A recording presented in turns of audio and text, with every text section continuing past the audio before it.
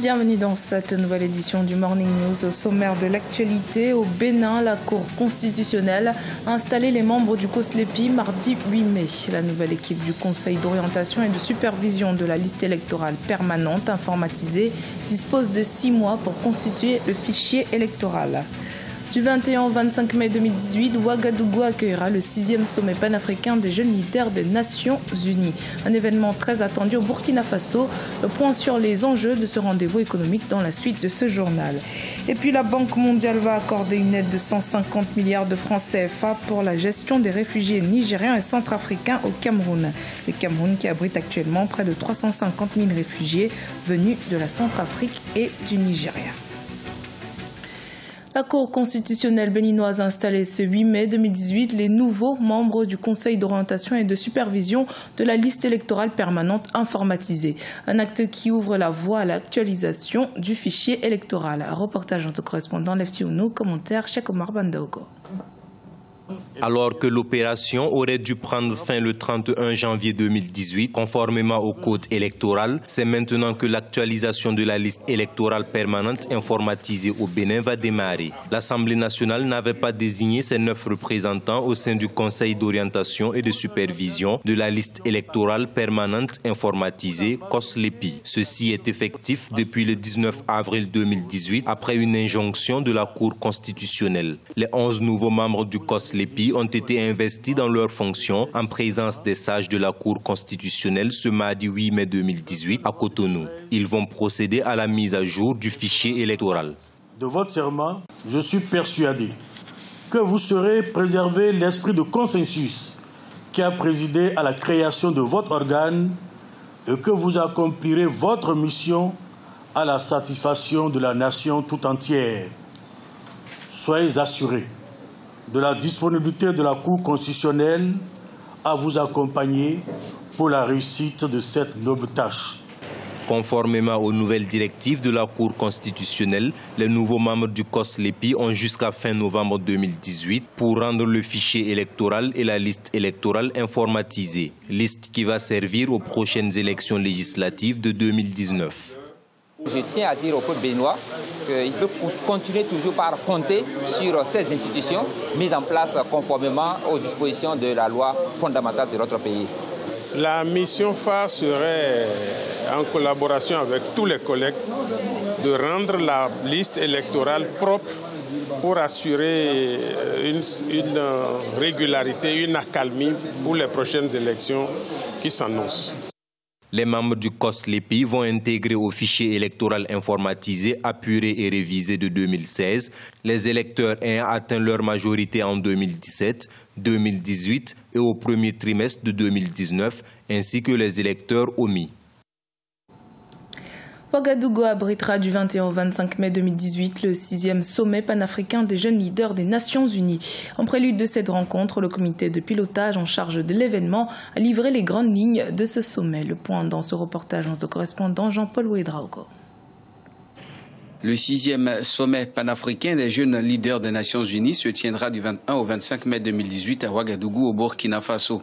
C'est ce qu'a déclaré ce mardi 8 mai 2018 le président du comité de pilotage de la dite rencontre, Eli Aovi Apedo, au cours d'un point de presse suscité par la section Burkina de Rojalnu Afrique pour situer les enjeux de ce rendez-vous majeur pour le continent et pas seulement. C'est de pouvoir capitaliser un peu la contribution des jeunes de toute l'Afrique par rapport à l'atteinte des ODD. Nous savons que les jeunes représentent aujourd'hui la moitié de la population africaine et que les jeunes peuvent contribuer à booster un peu l'atteinte des objectifs de développement durable d'ici 2030. Placé sous le patronage du chef de l'État Roch Kaboré et avec la présence probable à la cérémonie inaugurale des présidents du Rwanda, du Gabon, du Niger et de la République du Togo, les travaux techniques de ce 6e sommet vont regrouper environ 1000 participants d'horizons divers, dont de nombreuses personnalités. Ils permettront à terme d'évaluer, mais aussi de définir un schéma directeur de la contribution des jeunesses africaines et mondiales dans la mise en œuvre des objectifs de développement durable. C'est ça aussi le leadership que nous voulons pour la jeunesse africaine. C'est ce que nous voulons pour une Afrique en construction. C'est-à-dire ce que nous demandons, que nous puissions commencer par nous-mêmes à l'intégrer, et on ne peut pas demander de le faire et on ne le fait pas. Le choix de la capitale burkinabé pour abriter ce sommet est tout aussi motivé, a fait savoir le comité. Le pays en effet abrite depuis 2015 le siège continental de l'organisation, dont le renouvellement des instances est également inscrit au programme de ce 6e sommet. Lutter contre la pluralité des états financiers dans l'espace UEMOA, c'est le défi de la commission de l'institution sous-régionale. À cet effet, un règlement visant à doter les pays membres d'un visa des états financiers a été mis en place. Un document qui pourrait permettre de créer de nombreux emplois en comptabilité. Les précisions avec Marcel Farba-Maroun. La Commission de l'Union économique et monétaire ouest-africaine a mis en place en 2009 un règlement qui vise à doter l'ensemble des États membres de l'institution d'un visa des États financiers. Ainsi, l'article 24 de l'annexe fiscale à la loi du 18 décembre 2015 portant budget de l'État pour l'année 2016 a aménagé les conditions de recevabilité des États financiers. Aujourd'hui, les États financiers que vous émettez sont destinés à la BCEAO, sont destinés à l'Agence nationale de la statistique, sont destinés au greffe. Et ils doivent ressaisir les données qui figurent sur ces états financiers. Cela fait 5 ans de retard. Alors que nous sommes dans une ère de dématérialisation où les états financiers peuvent être dématérialisés, mis sur un portail télédéclaratif et de façon avec que les données soient des données exploitables par les destinataires, au lieu qu'ils aient à les ressaisir. Depuis 2017, 2 États, que sont la Côte d'Ivoire et le Sénégal, ont adopté cet outil. Au-delà de son utilité vis-à-vis de l'administration fiscale, le visa des États financiers devrait permettre de créer des emplois relatifs à la profession de la comptabilité. Nous avons, en dehors des experts comptables, dans les cabinets, des collaborateurs. Nous avons des stagiaires. S'il faut augmenter les effectifs, nous les augmenterons. S'il faut les recruter, nous les recruterons. Ce sera peut-être aussi le point de départ d'une création d'emplois au niveau de la profession. Donc, nous n'avons pas de soucis particuliers. Les 20 et 21 septembre 2018, Dakar, la capitale du Sénégal, va accueillir le 2e congrès régional des experts comptables de l'UEMOA, rendez-vous économique incontournable de tous les experts de la profession comptable de l'espace économique et monétaire, après celui d'Abidjan en Côte d'Ivoire, tenu en 2017. L'événement verra la participation de plus de 500 spécialistes et experts du monde économique. La situation des réfugiés préoccupe la Banque mondiale. Le 1er mai dernier, elle a annoncé un financement à hauteur de 150 milliards de francs CFA à l'Association internationale de développement pour la gestion des réfugiés nigérians et centrafricains vivant au Cameroun. Les fonds alloués seront injectés dans 4 projets d'appui aux réfugiés nigériens et centrafricains ainsi qu'aux populations d'accueil du Cameroun. Adjijatou Badawi.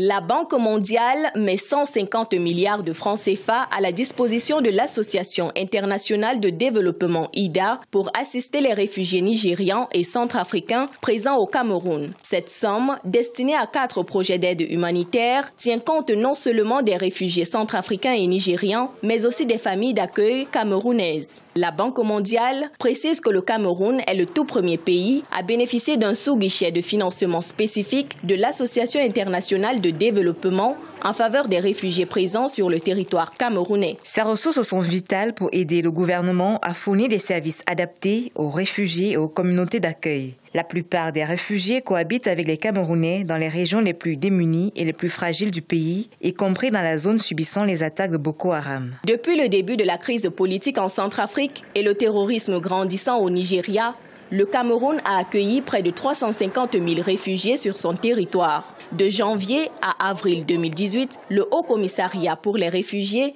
a dénombré 10 000 arrivées. Pour l'État camerounais, cette assistance financière intervient à un moment opportun au regard de la situation financière que traverse la sous-région CEMAC, la communauté économique et monétaire de l'Afrique centrale.